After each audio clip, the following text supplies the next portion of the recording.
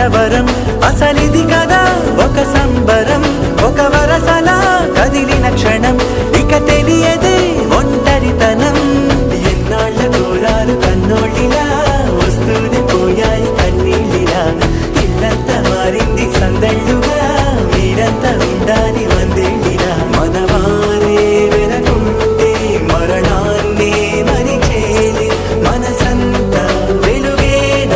ఇక చీకటెళ్ళింది తెల్లారి నీ నవ్వుతోనే